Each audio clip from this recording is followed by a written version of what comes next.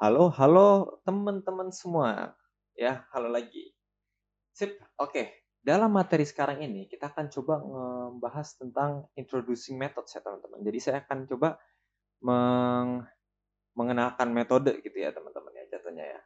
Jadi kita dalam kuliah ini kita mempunyai gambaran tingkat tinggi tentang apa itu metode gitu. Dan kita akan ngebahasnya teman-teman ya. Jadi em, untuk ngebuat kapsul itu berputar itu kita dengan menggunakan eh, transform rotate method gitu teman-teman ya. Jadi metode transform berputar gitu. Oke, mari kita mulai teman-teman. Sip, oke. Kita akan memulai materi dengan tantangan ya awal ya. Jadi kita coba dulu ngebuat project 3 2D ya jatuhnya di Unity gitu teman-teman. Buka Unity Hub, mulai project baru untuk teman-teman sendiri gitu. Dan rename terserah apapun itu, terserah ya sesuka kalian gitu ya. Nah, jadi oke, jadi punya saya akan disebut delivery driver gitu ya.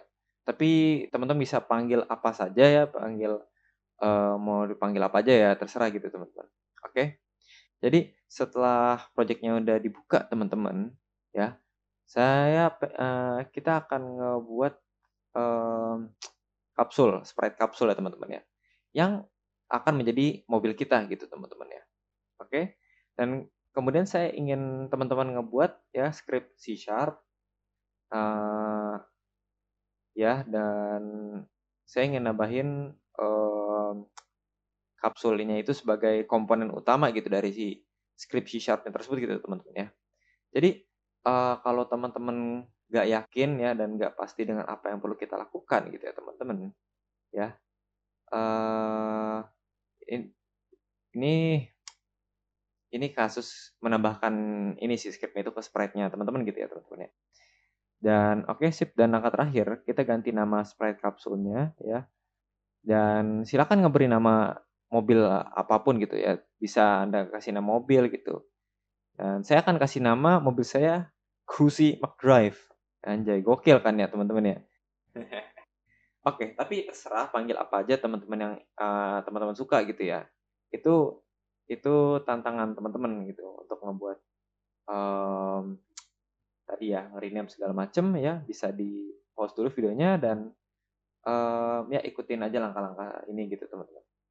Okidoki. Nah, sip. Jadi, oke, sekarang saya di Unity Hub, teman-teman. Saya akan ngebuat klik new gitu. Ya, jadi saya di sini gunain Unity yang 2021 ya, teman-teman ya. Dan saya akan klik sini ya. Ya, dan ganti nama project saya itu menjadi delivery driver sesuai dengan materi yang kita sebutin sekarang gitu, teman-teman ya. Terus repost Unity ya, tuh. Oke, sip. Jadi ya itu yang saya pengen dah. Ini ya. Oke, sip. Lalu klik tombol create ya teman-teman ya. Dan oke, wait sebentar, kita tunggu sebentar ya. Sementara kita nyantai dulu sambil nunggu gitu teman-teman. Oke, sip. Ya, nice. Oke, welcome back gitu teman-teman. Oke, sip. Jadi oke, nah jadi saya akan ngelompat ke hierarki nih ya. Kita akan lihat ke hierarki nih. Hierarki saya. Klik kanan terus pilih sprite object 2D dan cari kapsul teman-teman ya. Nah, saya akan rename itu sekarang ya.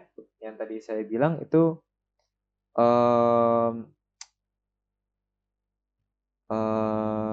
oke, saya akan um, sedikit ngeganti ininya ya, ngeganti namanya ya. Tadi kan kita kasih nama Cruzy McDrive ya teman-teman ya. Dan itu untuk sekarang kita akan panggil aja McDrive gitu teman-teman ya. Karena terlalu panjang gitu mungkin ya teman-teman ya. Nah, sip. Jadi welcome McDrive teman-teman.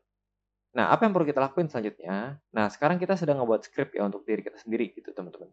Jadi klik kanan di area aset dan buat script C Sharp. Oke. Ya, kita akan memanggil nama pengemudi ini gitu, teman-teman. Dan sekarang yang langkah terakhir adalah ngeklik ya si McDrive ini lalu drag ke driver, teman-teman, ya. Nah, saya juga bisa ngeklik tambahin komponen dan nyari driver di situ dan itu akan selesai gitu, ya. Ya, same job lah, pekerjaannya sama gitu. Hal yang sama gitu. Nah, sekarang sedikit teori teman-teman ya. Jadi kita akan ngomongin soal teori gitu.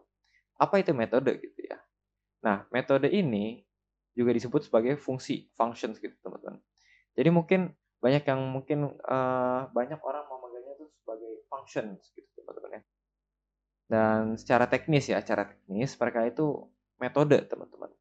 Tapi hmm, keduanya itu bisa dapat ditukar-tukar gitu ya teman-teman ya. Nah, jadi dua kata tersebut itu berkaitan dengan cara kita ngegunainnya teman-teman. Nah, dalam kesatuan dalam metode apa sih C Sharp ini ya dalam Unity gitu teman-teman ya, itu mengeksekusi blok gitu, teman-teman. Kode yang membuat game kita melakukan sesuatu gitu, bisa bergerak, bisa segala macam gitu ya. Nah, sip. Jadi metode itu udah melakukan banyak hal pada dasarnya ya, dan kita dapat menggunakan metode yang sudah tersedia di dalam Unity gitu. Itu merupakan kerja keras gitu teman-teman programmer di kantor pusat Unity itu udah ngebuat kita untuk ngebuat untuk kita gitu ya. Nah, sip. Oke. Jadi kita akan ngebuat metode sendiri gitu, dan kita akan melakukan banyak hal gitu ya di kursus ini gitu ya, di materi ini. Oke, sip. Nah, hal yang lain yang saya ingin teman-teman ketahui ya dalam pengenalan metode ya yang singkat ini adalah kita ngebuat creating-nya teman-teman, ngebuat pembuatan gitu. Dan oke, jadi saat kita membuat sebuah metode, kita akan memberikannya nama dan menyebutkan semua hal yang harus dilakukannya gitu teman-teman, komennya gitu jatuhnya. Jadi metode itu mungkin menjadi suatu hal yang ngebuat uh, apa ya sebenarnya kayak sprite gitu segala macam itu untuk tetap berjalan gitu, untuk bekerja gitu teman-teman ya, yang membuat semuanya tuh make things turn around gitu segala macam gitu ya. Nah, kita juga bisa memanggil sebuah metode gitu ya, dan saat itu kita mengatakannya gitu. Jadi lakukan suatu gitu. Misalkan contoh loncat gitu. Nah, nanti kita akan membuat karakternya loncat gitu. Itu metode gitu teman-teman. Jadi kita kembali ke permainan ya teman-teman. Kita akan ngebuat script ya driver saya. Nah, klik 2 kali itu nanti kita akan klik. Kalau kita klik itu kita akan kebuka Visual Studio Code teman-teman ya.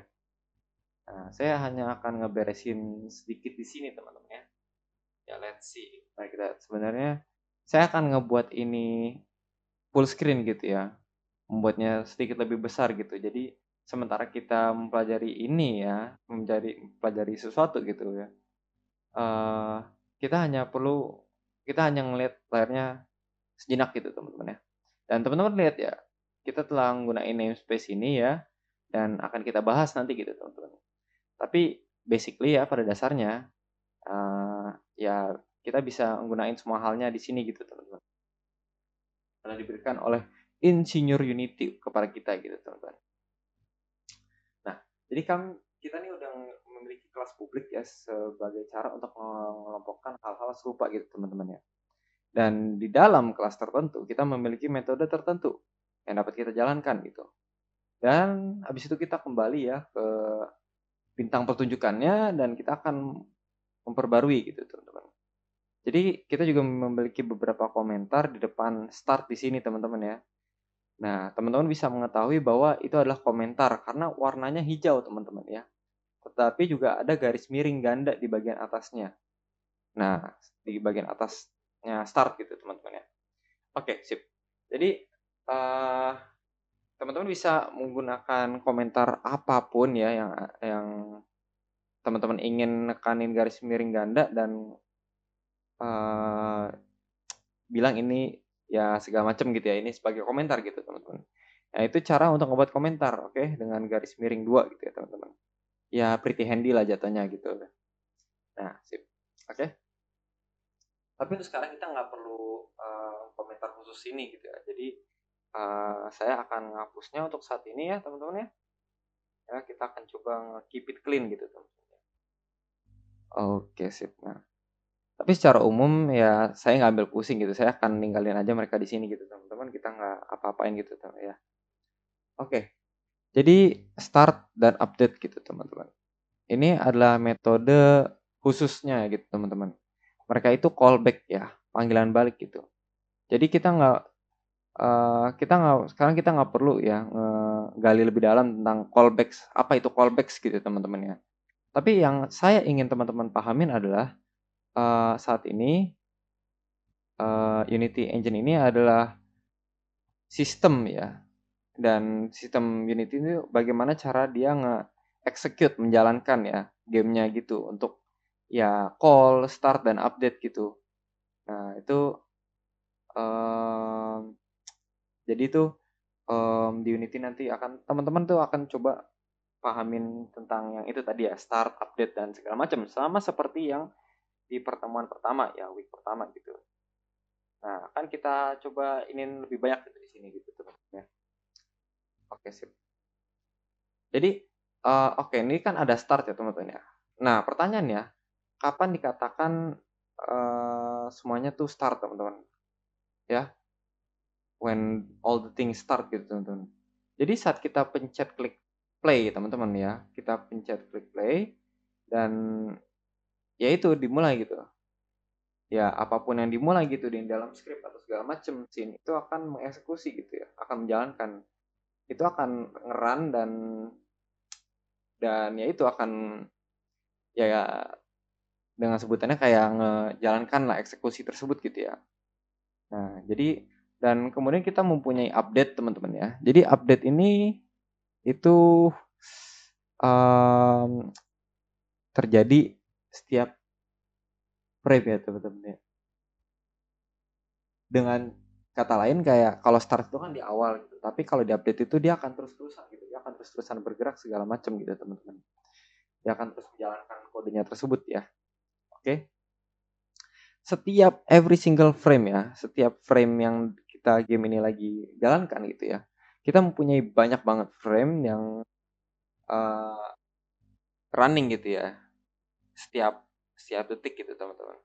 Jadi itu adalah contoh dari update ya teman-teman ya. Jadi dia akan setiap detik, setiap ini frame dia akan tetap menjalankan gitu. Beda dengan start yang hanya menjalankan di awal gitu teman-teman. Oke, yuk kita kembali ke Unity dan lihat apa yang kita lakukan di sini ya. Nah, saya akan kembali ke mobilnya ya si ini ya, Cruzy ini, lalu klik W ya untuk menggerakkan si Cruzy ini ke samping gitu. Karena saya nggak suka dia cuman diem doang gitu teman-teman ya di bawah kamera sini gitu teman-teman. Oke. Nah, apa yang kita akan gunakan ini? Apa yang kita akan lakukan adalah memutar si Cruzy ini menggunakan kode teman-teman ya. Jadi kita akan menggunakan kode untuk membuat si Cruzy ini bergerak. Oke. Dan jika teman-teman lihat, kita udah sedikit memainkan ya di sini ya. Dan kita mempunyai posisi up, down, left, itu right, segala macam. Oke. Dan kita juga punya rotasi kita teman-teman ya, rotation gitu. Nah, kita pengen ngerotate itu ke Z ya, atau Z axis gitu, sumbu Z gitu ya. Dan bagaimana cara saya mengetahuinya itu? Saya pergi ke X dan player gitu. Saya akan coba bermain-main di sini. Lalu saya pergi ke Y dan pergi ke Z gitu ya. Dan Z lah yang melakukannya gitu, yang membuat kita bisa ngerotate gitu teman-teman. Nah, di sisi lain ya, teman-teman bisa lihat ya, kalau misal kita ngerotasikan ini ya di sekitaran hijau ya, itu akan itu akan itu akan ngerotate teman-teman ya, dan berputar seperti gitu. Dan jika kita ngerotate ini ya, yang merah atau yang mana aja itu, Z itu akan pergi ke ini, akan masuk ke dalam world ya, dan dia akan berputar sekitaran Z, sekitaran Z axis, sumbu Z ya jatuhnya ya. Nah, bagaimana saya tahu hal itu nyebar ke world gitu teman-teman ya? Bagaimana kita bisa ngeliatnya? Nah, ini ada sedikit trik licik ya untuk teman-teman di sini ya. Jadi di scene Windows kita teman-teman lihat kan ada 2D buttons ya, ada tombol dua dimensi gitu teman-teman. Kalau teman-teman klik ya tombol dua dimensi tersebut, itu akan mengubah tampilannya dari dua dimensi menjadi 3D. Iya, betul. Teman-teman ngebikin game dua dimensi segala macam itu sebenarnya tuh dalam posisi dunia 3D gitu teman-teman. Hanya saja memang ya inilah disesuaikan gitu ya teman-teman ya. Jadi saya akan coba klik sini ya, klik klik kiri di sini dan saya akan coba ngerotate ya teman-teman ya. Dan yang teman-teman lihat ya, di sini ada Z dan Z axis gitu yang berputar dalam mold kita gitu teman-teman. Kalau kita ngemutarnya, ngerotetnya gitu teman-teman, ya saya akan mencet tombol E gitu. Ya teman-teman lihat kalau saya tuh ngerotasikannya itu sekitaran biru gitu ya, yang uh, dimana dia tuh ngerotet sekitaran Z gitu, dan juga sedikit gitu ya teman-teman. Di Unity itu ya ada game yang basically 3D games gitu ya, dimana kita ngelok kamera gitu dengan cara kita mencet tombol dua dimensi tersebut gitu teman-teman. Ya oke, dan di sini kita hanya menggerakkan benda pada sumbu X dan Y. Kenapa? Karena kita akan membuat game dua dimensi teman-teman. Oke? Nah, hal selanjutnya yang akan saya akan tunjukkan kepada teman-teman ya untuk saat ini adalah memutar gitu. Kita akan ngerotate ya, Ruzi ini ya, rotate kayak gini ya. Oke deh, jadi kita ngebuat posisi dunia itu berada di direction X ya, direction horizontal jatuhnya teman-teman. Nah, kalau misal saya akan coba nge-undo ya, ngebatalin angka itu, saya akan naik ke atas sini dan lihat di mana itu dikatakan global. Jadi kalau misalkan saya klik global ke lokal gitu teman-teman ya, dari global ke lokal, saat saya memutarnya gitu, teman-teman tuh bisa ngeliat bahwa panah hijau itu tetap berada di depan teman-teman, ya, relatif terhadap objek karena kita tuh telah memutar objek tersebut, ya.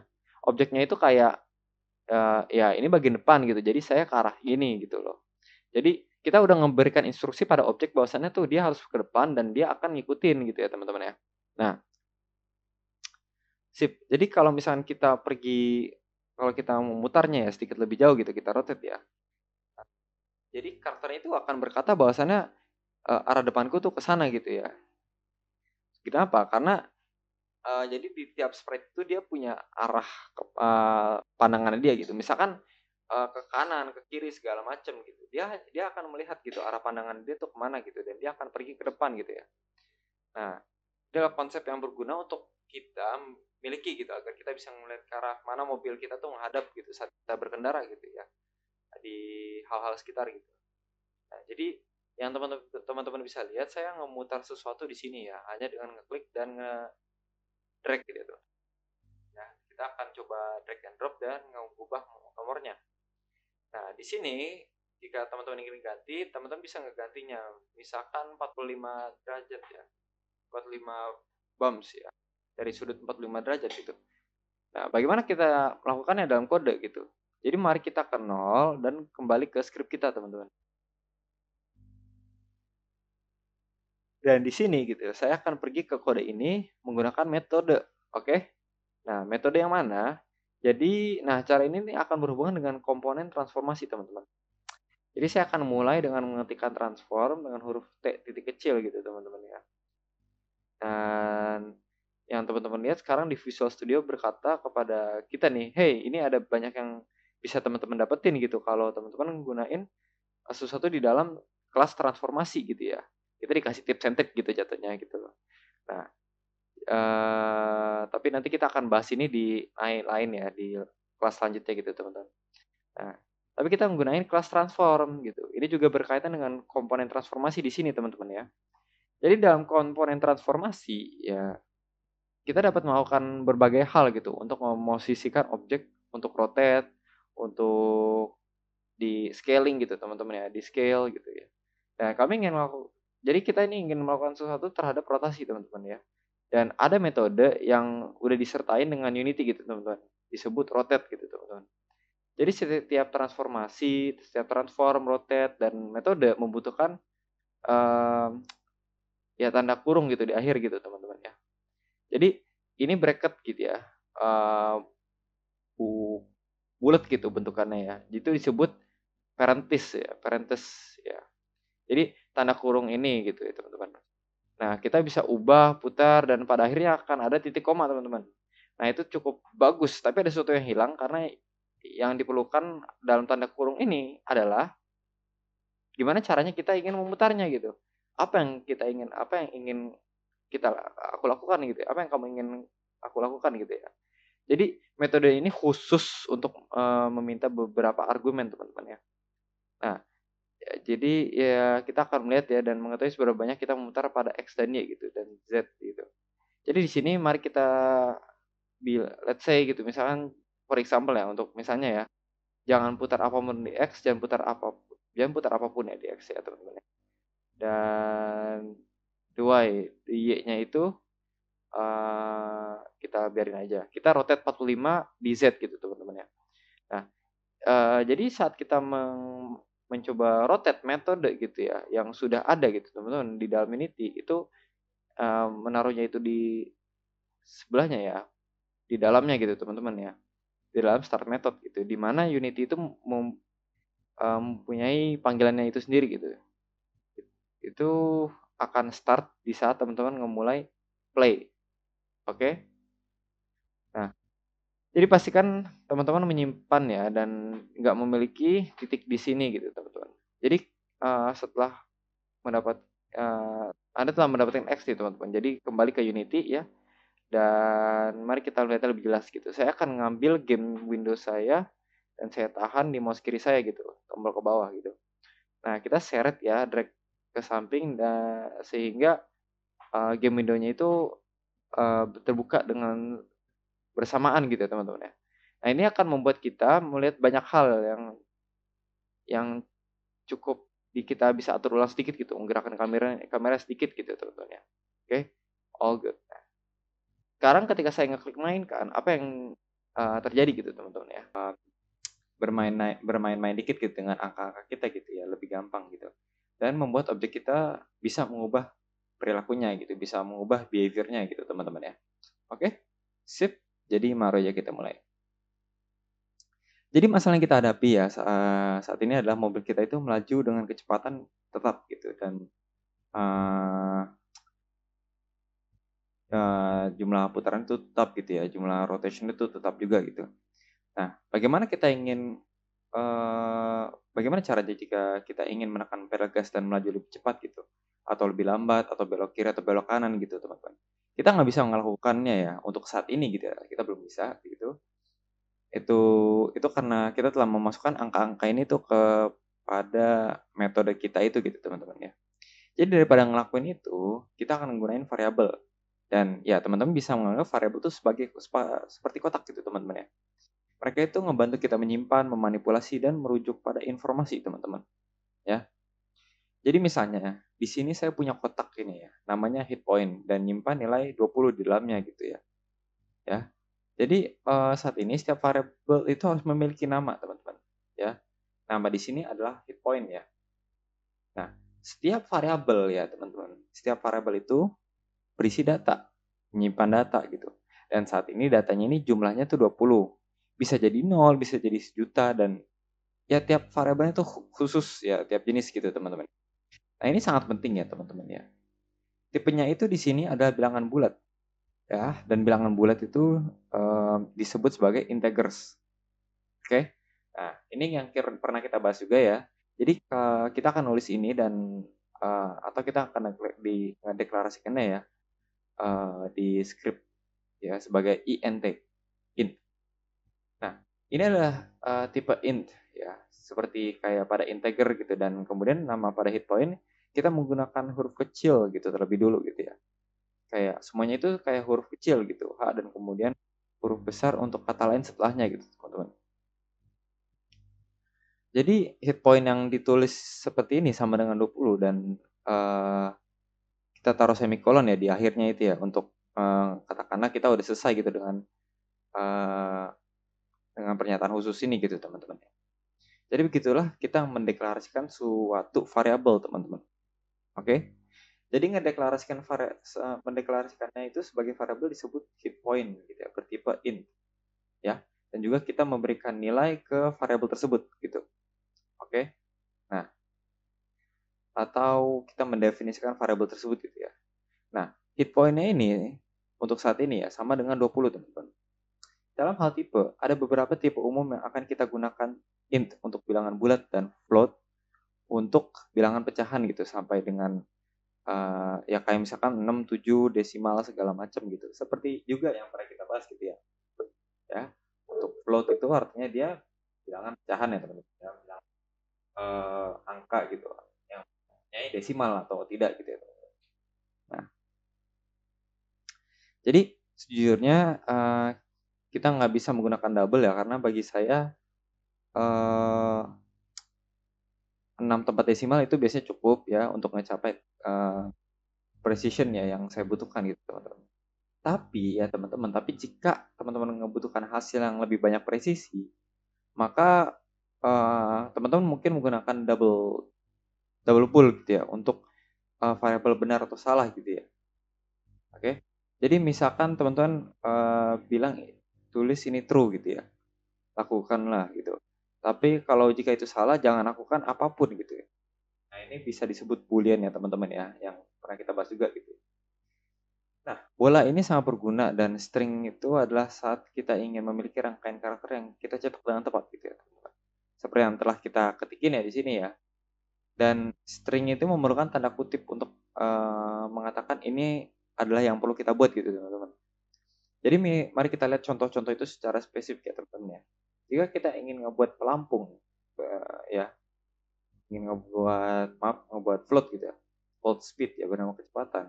Jadi yang perlu kita ketikkan itu kecepatan float ya, sama dengan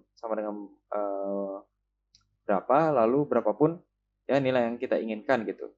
Dalam hal ini 3,8. Oke. Dan kita telah ngebicarain sebelumnya teman-teman ya, jika teman-teman menggunakan float dan teman-teman mempunyai tempat desimal di sini ya, maka harus diberikan tanda F di akhir sebagian besarnya. Oke, agar kesatuan mengetahui oh itu float bukan double gitu teman-teman ya. Nah ini penting juga ya teman-teman ya untuk di remind ya, pin mind ya teman-teman ya. Nah kita letakkan huruf F ya di ujung sana ya teman-teman ya. Dan kemudian kita dengan bool ini boolean ini kita mempunyai nama yang hidup gitu ya, sama dengan benar gitu teman-teman. Jadi kita bisa mendefinisikannya sebagai benar atau salah gitu teman-teman. Dan kemudian misalnya ada sebuah string ya. Kita sekali lagi mulai dengan tipe string yang kita ingin berikan nama di sini gitu. Nah, saya akan memberikan nama saya, misalkan saya contohnya Rick gitu teman-teman. Dan sekali lagi menggunakan analogi box kita ya, analogi kotak kita ini ya. Kotak ini kotak ini diberikan nama dan informasi di dalamnya itu adalah Rick gitu teman-teman.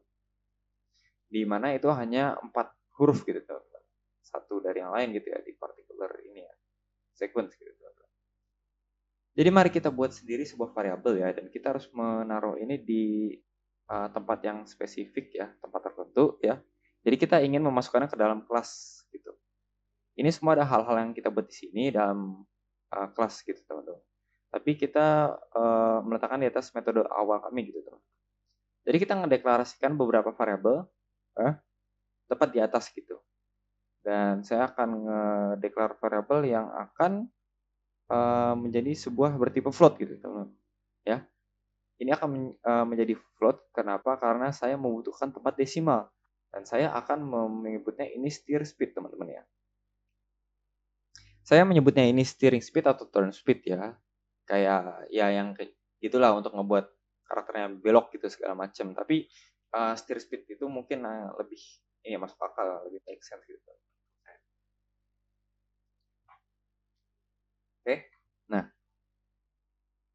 steer itu adalah apa yang dilakukan pada steering wheel ya, dan speed itu ya obviously ya yang paling jelas ya itu adalah kecepatan teman-teman ya.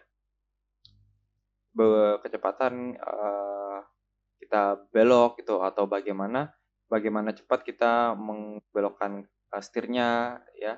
Dan saya akan memberikan value-nya ya. Jadi value-nya ini oke, kita taruh di sini mungkin untuk sementara kita taruh 0,1 F ya. Lalu semikolon ya, F titik koma. Oke. Apa yang kita lakukan selanjutnya? Nah, kita kan mempunyai ini ya, punya steer speed variabel ini ya, teman-teman ya. Nah, jadi kita akan memasukkannya ke sini ya di dalam metode rotate ya. Alih-alih menggunakan nilai sebenarnya dan ngetikkan kecepatan kemudian steer speed tersebut gitu. Dan untuk menegaskan kembali ya, alasan kita melakukan ini dan tidak meninggalkan nomor itu di situ gitu. Karena kita ingin mengganti ya kecepatan steer speed ini berdasarkan hal yang akan terjadi di dalam game kita gitu teman-teman. Ya. Jadi sometimes ya, jadi kadangkala ini menjadi 0,1 ya, sometimes ya kadangkala juga akan menjadi zero, akan menjadi nol gitu. Dan kadang-kadang juga akan menjadi satu gitu ya. Misalnya kita ingin mengubah ini yang akan kita lakukan pada materi mendatang ya. Tapi kita kita hanya mempunyai nomor yang sudah dikodekan di sana gitu. Kita tidak bisa langsung mengubahnya bukan? Oke, jadi gini. Jadi kita telah menambahkan kecepatan ini ya, steer speed ya teman-teman ya. Dan ini saya ada challenge yang untuk teman-teman. Jadi pastikan teman-teman ikutin ya. Untuk ngebuat variabel bernama move ya, move speed dan menaruhnya itu di variabel di transform ya. Itu sama aja kayak metode yang kita gunakan pada rotate ya, rotate method gitu teman. Caranya tuh serupa gitu ya teman. Oke, dan oke sip. Jadi kita akan ngebuat ya nih variabel baru ya yang akan menjadi tipe float dan pastinya akan kita sebut ini move gitu teman-teman ya, move speed gitu. Dan ini akan sama dengan apapun yang kita gunakan ya pada saat ini gitu ya, 0,01 f. Dan di sini adalah dimana kita akan menginisialisasikannya gitu. Ini bisa berubah ya. Ini hanya sekedar menyatakan titik awalnya gitu ya, starting point gitu teman-teman. Dan daripada kita memasukkan angka-angka kita di sini teman-teman, kita akan nambahin kecepatan bergerak gitu sebagai variabel kita teman-teman ya, move speed-nya itu gitu. Jadi simpan itu ya, kita lompat kembali ke Unity ini sebentar, kita akan coba ya coba agar semuanya itu work ya sebagai titik awal. Oke, kita akan klik mainkan ya. Sip. Nah, jadi behavior-nya ini harusnya persis sama gitu teman. Dan ya gitu ya. Sip. Oke deh. Dan oke, untuk melakukan hal terakhir ya, kita akan memasukkan semuanya berfungsi. Jadi daripada punya kecepatan steer speed-nya itu 0,1 f, mari kita jadiin aja 1 f gitu teman-teman ya.